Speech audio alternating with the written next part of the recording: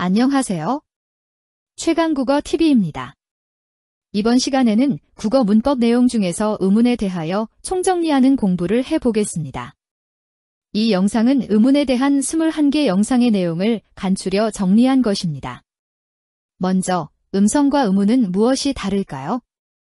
사람마다 서로 다른 목소리를 음성이라고 하는데, 음성은 구체적이고 물리적인 소리입니다. 이와 달리 세상에 태어나 수많은 경험을 통해 우리의 머릿속에 저장되어 있는 추상적이고 관념적인 소리를 의문이라고 합니다. 사람마다 서로 다른 음성이지만 같은 뜻을 가진 소리라고 알아차리는 이유는 사람의 머릿속에 저장된 의문 때문입니다. 다음으로 최소 대립상은 무엇일까요? 하나의 초성이나 중성이나 종성 즉 하나의 의문에 의해서만 뜻이 달라지는 단어들의 쌍을 최소 대립상이라고 합니다. 사람의 구체적이고 물리적인 목소리가 아니라 우리의 기억 속에 저장된 의문의 차이 때문에 뜻이 달라지는 것입니다. 다음으로 의문은 말의 뜻을 구별해주는 가장 작은 소리의 단위입니다. 의문은 음소와 운소의 앞글자를 따서 붙인 이름인데 음소는 말의 뜻의 차이를 낳는 분절 의문인 자음과 모음을 가리키는 이름이고 운소는 말의 뜻의 차이를 낳는 비분절 의문인 소리의 길이나 높낮이, 강약 등을 가리키는 이름입니다. 우리말 음소의 개수는 자음 19개, 모음 21개를 합쳐 모두 40개입니다. 모음은 다시 단모음 10개와 이중모음 11개로 구분합니다. 특히 이중모음은 반모음과 단모음의 결합으로 이루어지는데 반모음은 별도의 모음으로 다루지 않습니다. 따라서 각각의 이중모음은 하나의 의문이 되는 것입니다.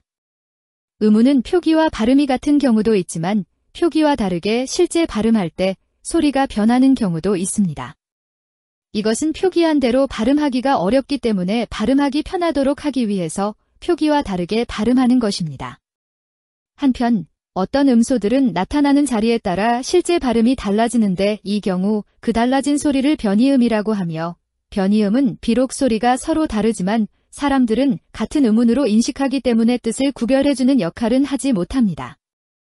따라서 변이음은 소리만 다를 뿐이고 뜻의 차이를 낳지는 못하는 것이어서 서로 다른 의문으로 보거나 의문의 변동으로 보지는 않습니다. 이와 같이 표기된 것과는 다르게 발음되는 현상을 의문의 변동이라고 합니다. 하지만 아무렇게나 편하게 발음하는 것은 아닙니다. 의문 변동에는 4가지 규칙이 있는데 이 규칙에 따라 발음해야 합니다. 의문 변동의 규칙 4가지에는 교체, 탈락, 첨가, 축약 등이 있습니다.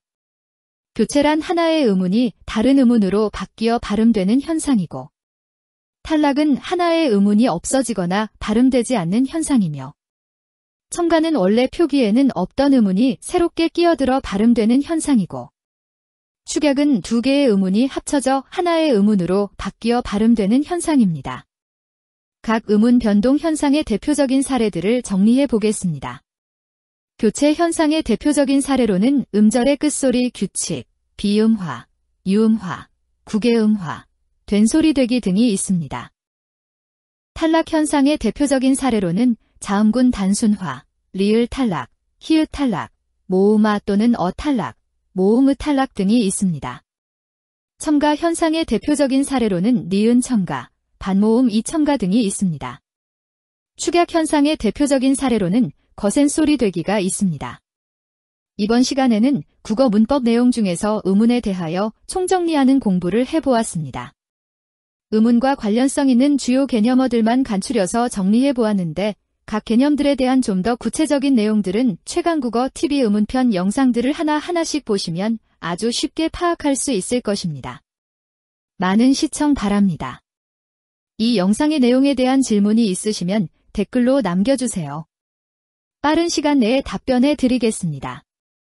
그럼 다음 시간에 또 만나요.